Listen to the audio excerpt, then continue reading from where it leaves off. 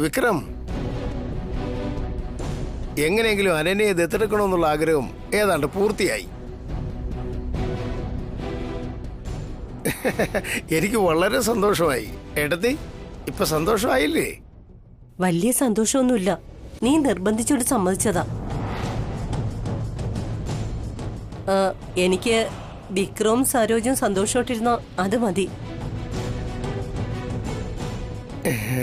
കണ്ടോ ഏട്ടത്തേക്ക് നമ്മളോട് എന്ത് സ്നേഹമെന്ന്. അല്ല വിക്രം, ഈ ഫയൽ എന്താ ഇവിടെ വെച്ചിരിക്കുന്നേ? സരോജം, ഈ ഫയൽ എടുത്തുകൊണ്ടുപോയി അകത്ത് വെക്കുമ്പോളെ ഇതിലെ ഏതെങ്കിലും ഡോക്യുമെന്റ്സ് മിസ്സായാൽ നാളെ നമ്മൾ ഉദ്ദേശിച്ച കാര്യം നടക്കില്ല.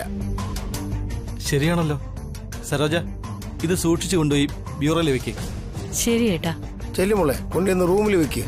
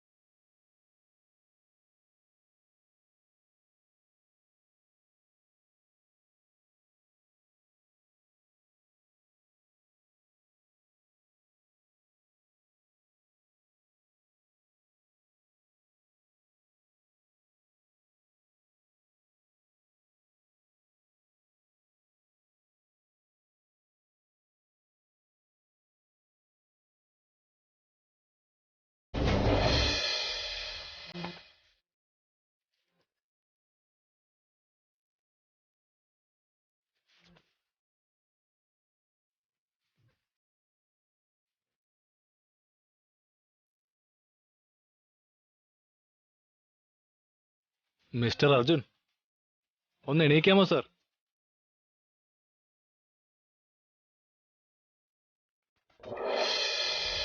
ഹേയ് അർജുൻ, എണീക്കാനല്ലേ പറഞ്ഞത്? എണീക്കാൻ. ഹേയ്, നിന്നോടല്ലേ പറഞ്ഞ എഴുന്നേക്കാൻ? ഹേയ്, ഇങ്ങോട്ട് എഴുന്നേക്കടാ. എന്നോടാണോ നിന്റെ അഭിനയൊക്കെ? ഏട്ടനായിരുന്നോ? ഞാൻ വിചാരിച്ചു ചെറിയച്ചനായിരിക്കുമെന്ന്. ഏട്ടൻ പറഞ്ഞ പോലെ ചെറിയച്ചൻ വന്നായിരുന്നു. ഞാൻ ഉറങ്ങുന്ന പോലെ അങ്ങ് അഭിനയിച്ച് കാണിച്ചു. ഇല്ലായിരുന്നെങ്കിൽ കാണായിരുന്നു. എന്നെ വഴക്ക് പറഞ്ഞ് കൊന്നേനെ. ചെറിയച്ചനെ കാണുമ്പോ തന്നെ എനിക്ക് വല്ലാതെ പേടിയാവും. അത് ശരി, ചെറിയച്ചനെ കണ്ട ഇത്രയും പേടിയുള്ളവൻ പിന്നെ എങ്ങനെയാണ് അങ്ങയുടെ മുമ്പിൽ തന്നെ ചെന്ന് പെട്ടെ? അല്ല, ഇതെന്താ ബാൻഡേജ് ഒക്കെ? ചെറിയച്ചന്റെ കയ്യിൽ നിന്ന് രക്ഷപ്പെടാനുള്ള പുതിയ നാടകമാണോ? ഞാൻ ഈ ബാൻഡേജ് ഒന്നും കെട്ടിയിട്ടില്ലായിരുന്നെങ്കിൽ എന്റെ കഥ കഴിഞ്ഞേനെ ഏട്ടാ. അതെന്താടാ, അതിന് മാത്രം നീ എന്താ ഒപ്പിച്ച്? അതും ചെറിയച്ചൻ വഴക്ക് പറയാൻ മാത്രം? അതൊന്നുമില്ല ഏട്ടാ, ഞാൻ അനന്യെ കാണാൻ പോയതായിരുന്നു. ചെറിയച്ചൻ എങ്ങനെയാ എന്നെ കണ്ടെന്ന് അറിയില്ല. എന്നെ ഫോളോ ചെയ്ത് വരികയായിരുന്നു. ചെറിയച്ചന്റെ കണ്ണിൽ നിന്ന് എങ്ങനെയെങ്കിലും രക്ഷപ്പെട്ട് അനന്യയോട് സംസാരിക്കണമെന്ന് കരുതി അവളുടെ വീടിന് മുന്നിൽ കാത്തു നിൽക്കുമായിരുന്നു. നോക്കുമ്പോ ചെറിയച്ചൻ അത് അവിടെയും എത്തി. അഥവാ ചെറിയച്ചൻ എന്നെ എങ്ങനെ അവിടെ വെച്ച് കണ്ടിരുന്നെങ്കിൽ എന്റെ ലവ് സ്റ്റോറി അതോടെ ഫിനിഷ്. അതുകൊണ്ടാ ഞാൻ അവിടുന്ന് എസ്കേപ്പ് ആയി ഓടിയത്. എന്താ, ചെറിയച്ചൻ കണ്ടെന്നോ? സബാഷ്, എങ്കിൽ നിന്റെ കഥ കഴിഞ്ഞത് തന്നെ. ചെറിയച്ചൻ നിന്നെ വെറുതെ വിടുമെന്ന് കരുതണ്ട. ഇപ്പൊ ചിലപ്പോ തിരിച്ചു പോയിട്ടുണ്ടാവും, പക്ഷെ രാവിലെ വന്നോ ഉറപ്പായിട്ട് നിന്നോട് ചോദിച്ചിരിക്കും. രാവിലെ എന്തെങ്കിലും വലിയ കള്ളം പറഞ്ഞ് ഞാൻ അങ്ങ് രക്ഷപ്പെട്ടോളാം. അർജുൻ, എന്താടാ ഇതൊക്കെ? വീട്ടിലാണെങ്കിൽ നിനക്ക് വേണ്ടി എല്ലാരും പെണ്ണന്വേഷിച്ചോണ്ടിരിക്കുക. നീയാണെങ്കിലോ ഏതോ ഒരു പെണ്ണിന്റെ പുറകെ കറങ്ങുന്നു. അത് ഏതെങ്കിലും ഒരു പെണ്ണല്ല ഏട്ടാ, Ananya. She's my loving star. Love, എന്റെ ഹൃദയം അവള്. വീട്ടിലുള്ളവർ എന്ത് വേണമെങ്കിലും ചെയ്തോട്ടെ, എന്നാ ഞാൻ അനന്യെ മാത്രമേ ലൈഫ് പാർട്ട്ണർ ആക്കൂ. നീ ഈ ചെയ്യുന്നത് ശരിയല്ല അർജുൻ. എന്താ നോക്ക്, നീയാണെങ്കി ഇപ്പോ ആ പെണ്ണിന്റെ പുറകെ നടക്കുക. എന്നാ പെണ്ണാണെങ്കിലോ നിന്നെ തിരിഞ്ഞു നോക്കുന്നത് പോലുമില്ല. ഇങ്ങനെയാണെങ്കിൽ അവൾ നിന്നെ സ്നേഹിക്കൊന്നും തോന്നുന്നില്ലടാ. മുത്തശ്ശിയാണെങ്കിൽ അടുത്ത 2 മാസത്തിനുള്ളിൽ നിനക്ക് കല്യാണം നടന്നില്ലെങ്കിൽ നിന്റെ ജീവനെ തന്നെ ആപത്താണെന്നാ പറയുന്നത്. അതൊക്കെ കേൾക്കുമ്പോ എനിക്ക് ഉള്ളിൽ പേടിയുണ്ട്. എടാ അർജുൻ, അതുകൊണ്ട് നീ മുത്തശ്ശി പറയുന്ന പെണ്ണിനെ തന്നെ കല്യാണം കഴിക്കാൻ നോക്ക്. No no no no no. ഞാൻ കല്യാണം കഴിക്കുകയാണെന്നുണ്ടെങ്കിൽ അത് അനന്യ മാത്രമായിരിക്കും. അവളെ കല്യാണം കഴിച്ച ഉടൻ തന്നെ ഞാൻ മരിച്ചു പോയാലും I don't care, because I love her. ഇത് വെറും ശരീരം മാത്രമാണ്. എന്റെ ആത്മാവ് സദാസമയം അനന്യക്കൊപ്പം ആയിരിക്കും ഏട്ടാ. അനന്യ ഇല്ലാതെ എനിക്കൊരിക്കലും ജീവിക്കാൻ സാധിക്കില്ല. ഓഹോ, ആ പറഞ്ഞതൊക്കെ മതി.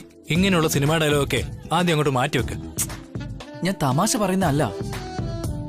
മനസ്സുകൊണ്ട് ഞാൻ അവളെ ഇഷ്ടപ്പെട്ടു പോയി. എന്റെ ഈ ജന്മം അവൾക്ക് വേണ്ടിയുള്ളതാ.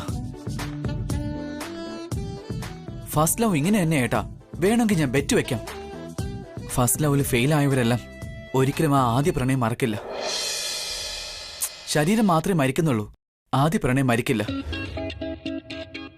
ഈ അർജുന്റെ ആദ്യ പ്രണയവും അവളാ, അവസാന പ്രണയവും. അയ്യോ എന്റെ പ്രഭു, അങ്ങേക്ക് കാമദേവന്റെ പേരിലുള്ള ഒരു പട്ടം തരാൻ ഞാൻ. ദയവായി അങ്ങത് സ്വീകരിക്കണം. സ്വീകരിച്ചിരിക്കുന്നു. എടോ നിന്നെ ഞാൻ നിനക്കെല്ലാം തമാശയാണല്ലടാ.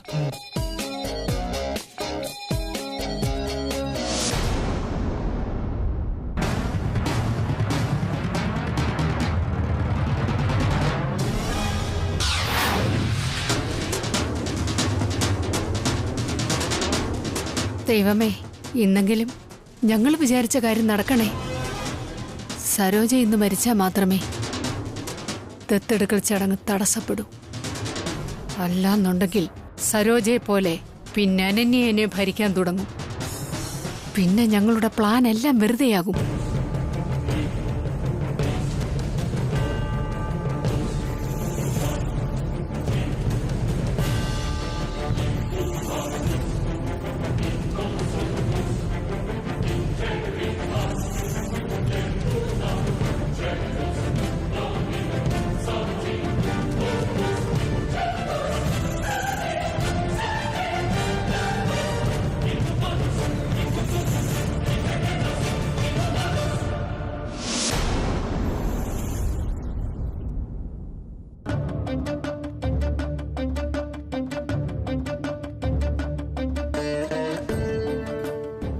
ഞാനിനി ഇവിടെ നിൽക്കുകയാണെങ്കിൽ ഇവരെന്നെ സ്വന്തം മകളാക്കി മാറ്റുമെന്ന് ഉറപ്പാണ്.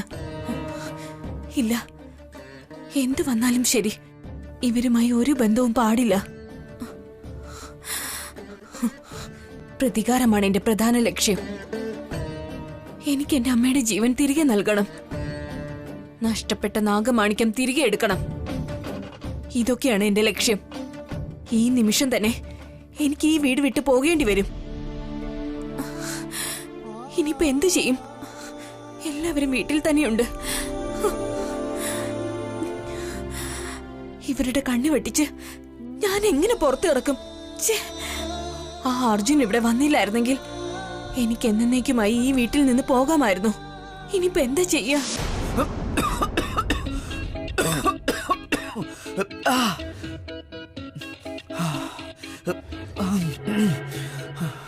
എന്താ ഇത്? വെള്ളം കുടിക്കുമ്പോ പെട്ടെന്ന് തലേ കയറിയത് എന്താ? അതിനർത്ഥം ആരും എന്നെ വഴക്ക് പറഞ്ഞുകൊണ്ടിരിക്കുക. എന്നെ ആര് വഴക്ക് പറയാനാ?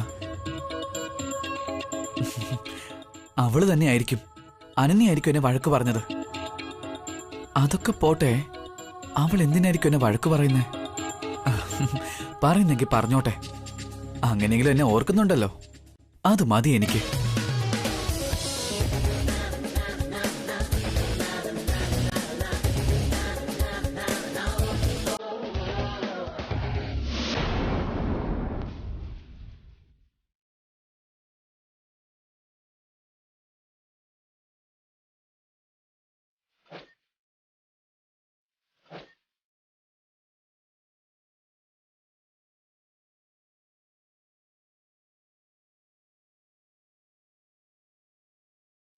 എല്ലാം നിലത്ത് വീണല്ലോ.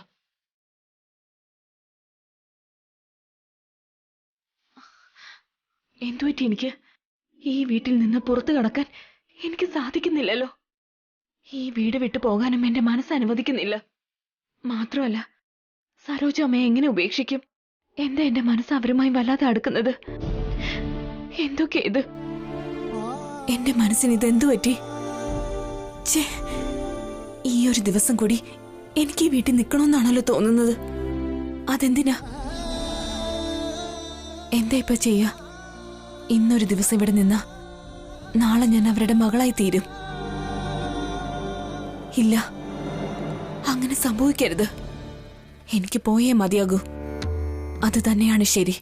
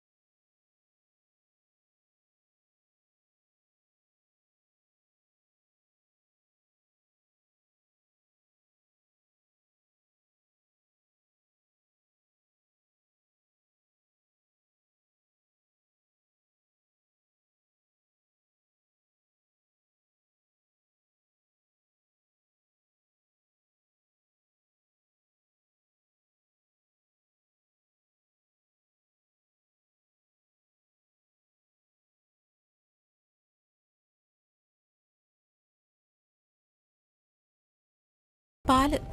ആ ഇപ്പൊ വേണ്ട, ഞാൻ കുറച്ച് കഴിഞ്ഞ് കുടിച്ചോളാം. എങ്ങോട്ടാ ഇപ്പൊ പോകുന്നേ? സ്റ്റഡി റൂമിലേക്ക്. ഉറങ്ങാനുള്ള സമയത്ത് എന്തിനായിട്ടാ അങ്ങോട്ട് പോകുന്നേ? സ്റ്റഡി റൂമിലേക്ക് എന്തിനാ പോകുന്നേ? വായിക്കാൻ. ഇതെന്താ ഇത്? ഈയിടെയായിട്ട് രാത്രിയിൽ വലിയ പഠനമാണല്ലോ. ഇത്രമാത്രം പഠിക്കാൻ എന്താ ഉള്ളത്? നീ എന്തിനാ ഇങ്ങനെയൊക്കെ ചോദിക്കുന്നേ? ഞാൻ വായിക്കുന്നത് ഇനി ബോധ്യപ്പെടുത്തണോ? അങ്ങനെയല്ല ഏട്ടാ, കുറച്ചു നാളായി നിങ്ങൾ ഈ സമയത്ത് സ്റ്റഡി റൂമിലേക്ക് പോകുന്നോണ്ട് ചോദിച്ചതാ. രാവിലെ ആവുമ്പോ ഓഫീസ് ബിസിനസ് എന്ന് പറഞ്ഞു പോകും. ഏട്ടനെ കാണാൻ കിട്ടുന്നില്ല. നിനക്കിപ്പോ എന്താ വേണ്ടത്? അർജുന്റെ കല്യാണക്കാരെ സംസാരിക്കാനുണ്ട്. ഇത്ര ധൃതി എന്തിനാ? എന്തായാലും രാവിലെ സംസാരിച്ചാ മതി.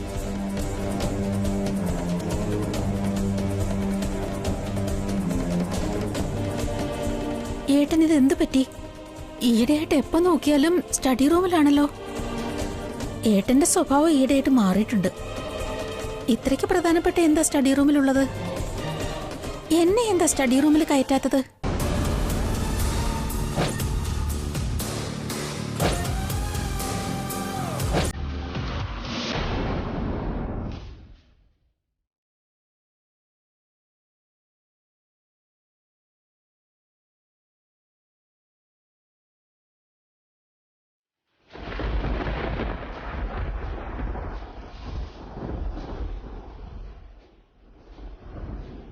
ജനലൊക്കെ അടച്ചിരിക്കുകയാണല്ലോ. ഈ പാമ്പിനെ ഇനി എങ്ങനെ അകത്ത് വിടും?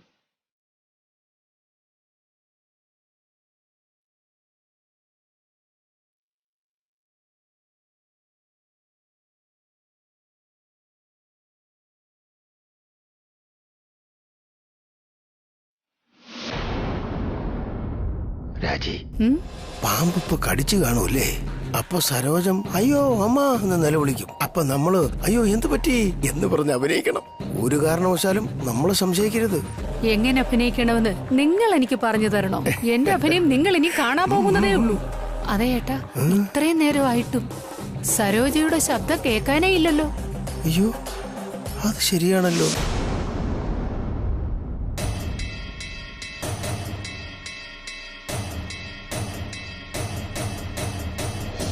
അതെ ഏട്ടാ, അങ്ങോട്ട് നോക്കിക്കേ.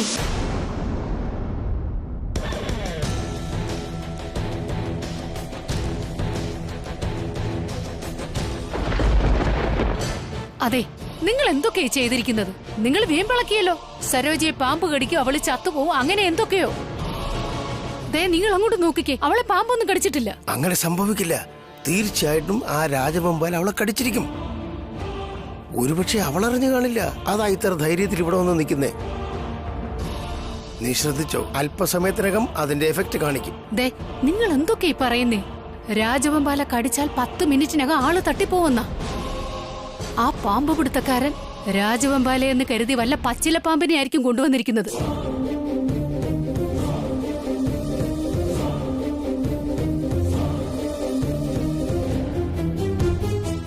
സാറിനെ പുറത്തേക്ക് കാണാനില്ലല്ലോ. പാമ്പിനകത്ത് വിടാൻ പറ്റിയില്ല എന്നുള്ള കാര്യം അദ്ദേഹത്തോട് ഞാൻ എങ്ങനെ പറയും? കുറച്ചു നേരം കൂടെ ഇവിടെ കാത്തിരിക്കാം. ഈ പാമ്പ് എന്താ അവരെ കടിക്കാത്തതെന്ന് സാർ എന്നോട് ചോദിക്കാനാ ഇങ്ങോട്ട് വന്നെന്നും വരാം.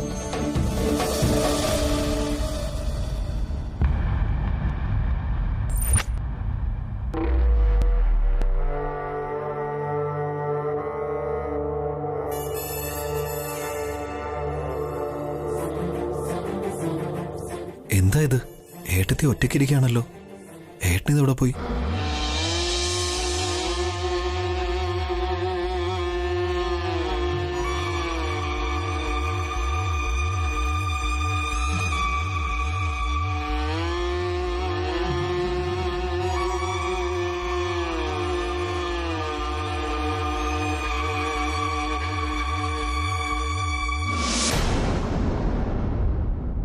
എന്താ ഏട്ടത്തി, ഉറക്കം വരുന്നില്ലേ? ഇല്ല രുദ്ര, ഓരോന്നാലോചിച്ചിട്ട് ഉറക്കം വന്നില്ല. അസ്വസ്ഥമായ ഒരു മനസ്സിന് എങ്ങനെ ഉറക്കം വരാനാ? ഏട്ടത്തി, ഏട്ടൻ ഇവിടെ ഇല്ലേ? ഈ സമയത്ത് ഇത് എവിടെ പോയതാ? വേറെ എവിടെ പോകാനാ? ഏട്ടൻ സ്റ്റഡി റൂമിലുണ്ടാവും. സ്റ്റഡി റൂമിലോ? അതെന്താ ഈ സമയത്ത് അവിടെ? അതെന്താണെന്നൊന്നും എനിക്ക് അറിയില്ല രുദ്ര. ചോദിച്ചാ പറയും വായിക്കാൻ പോവാണെന്ന്. അതെന്ത് ബുക്കാ വായിക്കുന്നതെന്നൊന്നും എനിക്കറിയില്ല. എന്താ ഇത്? ഏട്ടൻ ഈയിടെയായിട്ട് കൂടുതൽ നേരം സ്റ്റഡി റൂമിലാണല്ലോ. എത്ര നാളായി ഇത് തുടങ്ങിയിട്ട്? കുറച്ചു നാളായിട്ട് ഇങ്ങനെ നിന്റെ ഏട്ടൻ എല്ലാ ദിവസവും ഈ സമയത്ത് സ്റ്റഡി റൂമിലാ. നേരം വെളുക്കുന്നത് വരെ പുറത്തിറങ്ങില്ല. ബുക്കും വായിച്ച് അങ്ങനെ ഇരിക്കും. അങ്ങനെയാണോ?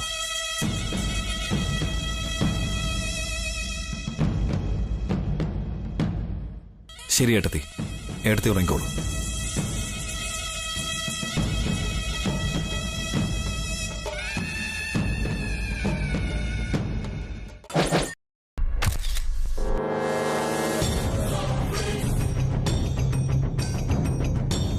തീർച്ചയായിട്ടും ഏട്ടൻ എന്നിൽ നിന്ന് എന്തോ മറയ്ക്കുന്നുണ്ട്.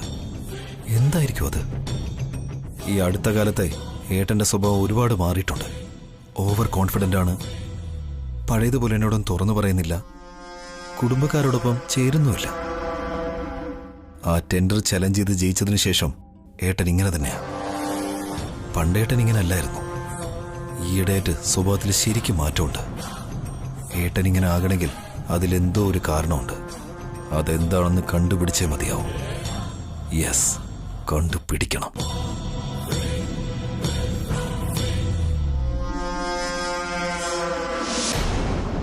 ഇനി ഞാൻ ഇവിടെ നിൽക്കുന്നത് ശരിയല്ല. വേഗം ഇവിടുന്ന് രക്ഷപ്പെടണം.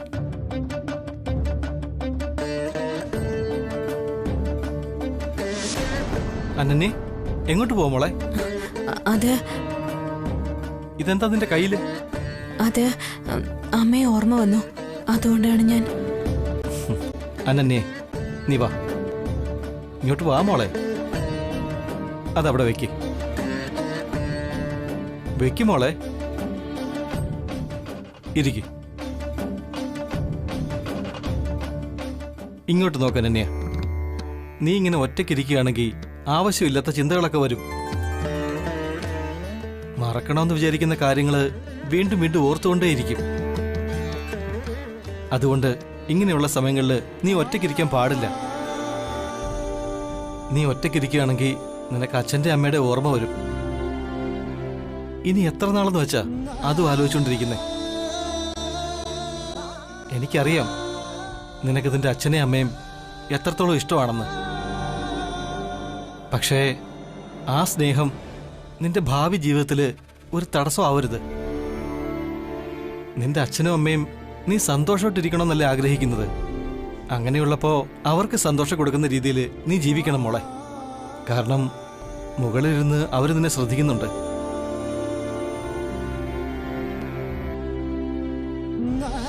ഇദ്ദേഹം പറഞ്ഞതുപോലെ അച്ഛനെല്ലാം കാണുന്നുണ്ടാവും. പക്ഷെ അമ്മ അങ്ങനെയല്ല. എന്താന്ന് വെച്ചാൽ അമ്മയുടെ ശരീരം ഇപ്പോഴും പഞ്ചഭൂതങ്ങളിൽ ലയിച്ചിട്ടില്ല. അവരുടെ ആത്മാവ് ഇന്നും ഇവിടെയൊക്കെ തന്നെയുണ്ട്. അതുകൊണ്ടാണ് എനിക്ക് ആ നാഗമാണിക്യം ശത്രുക്കളിൽ നിന്നും വീണ്ടെടുത്ത് എന്റെ അമ്മയുടെ ശരീരത്തിന് വീണ്ടും പുനർജീവൻ നൽകാൻ ഞാൻ ആഗ്രഹിക്കുന്നത്. അതാണ് എന്റെ ലക്ഷ്യം. അനന്യ, നീ ആവശ്യമില്ലാതെ ആലോചിക്കണ്ട. ദേ നോക്ക്, ഇനി മുതല് നിനക്ക് അച്ഛനെ അമ്മയെ ഓർമ്മ വരില്ല. അത്രയ്ക്ക് നന്നായിട്ട് ഞങ്ങൾ നിന്നെ നോക്കിക്കോളാം. പിന്നെ ഒരു കാര്യം, നിന്റെ മനസ്സിന് വിഷമമുണ്ടെങ്കിൽ ഞങ്ങളോടൊപ്പം വന്ന് TV കാണും. ഇല്ലെങ്കിൽ ഏതെങ്കിലും നല്ലൊരു പുസ്തകം എടുത്ത് വായിക്കേ. നീ ഒറ്റയ്ക്ക് മാത്രം ഇരിക്കരുത്, മനസ്സിലായോ? ഇപ്പൊ എന്റെ കൂടെ വാ, എല്ലാവരോടൊപ്പം ഇരുന്ന് സമയം ചെലവഴിക്കാം. എന്താ മോളെ ഇങ്ങനെ നോക്കുന്നേ? വാ മോളെ, മോള് വാ. വരാനല്ലേ പറഞ്ഞത്?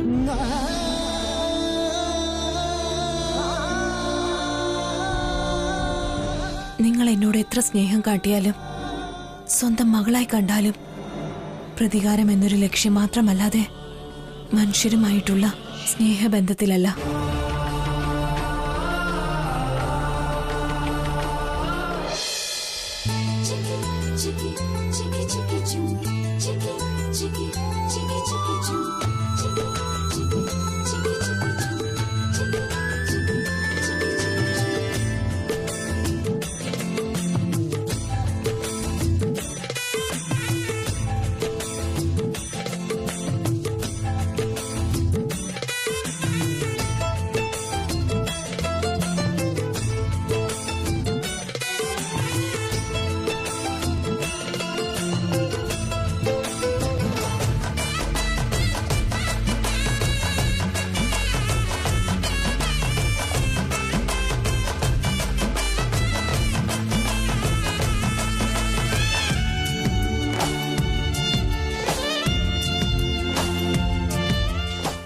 അനന്യ, എന്ത് മായാടോ ഇത്. കണ്ണടച്ചാലും കണ്ണ് തുറന്നാലും എന്റെ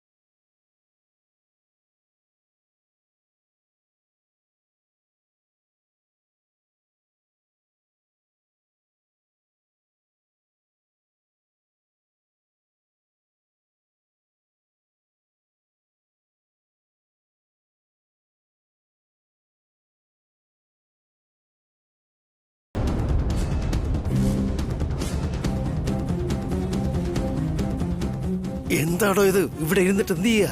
അല്ല, ജോലി ചെയ്യാമെന്ന് പറഞ്ഞ് പൈസ മേടിച്ചല്ലേ, എന്നാ ജോലി ശരിയായിട്ട് ചെയ്യണ്ടേ? എന്താടോ ജനലിൽ കൂടി പാമ്പനെ വിടാത്തെ? സാറേ നോക്ക്, ആദ്യം സാർ അങ്ങോട്ടേക്കൊന്ന് നോക്ക്.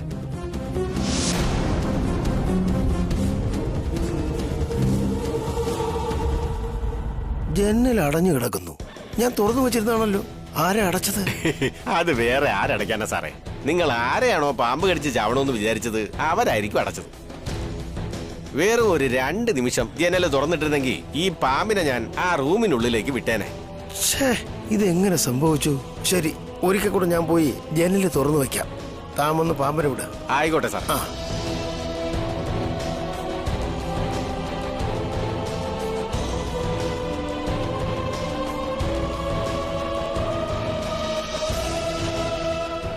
എന്താ ഏട്ടാ, എന്താ പറ്റിയത്? അയാള് പാമ്പിനെ മുറിയിലാക്കിയില്ലേ? അയാള് പാമ്പിനെ വിടാൻ ചെന്നപ്പോ സരോജം വന്ന് ജനലടച്ചു കളഞ്ഞു. അതുകൊണ്ട് പാമ്പിനെ വിടാൻ കഴിഞ്ഞില്ല. എന്താ കാര്യങ്ങളൊക്കെ ഇങ്ങനെ? നമ്മൾ ഇനി എന്താ ചെയ്യുക?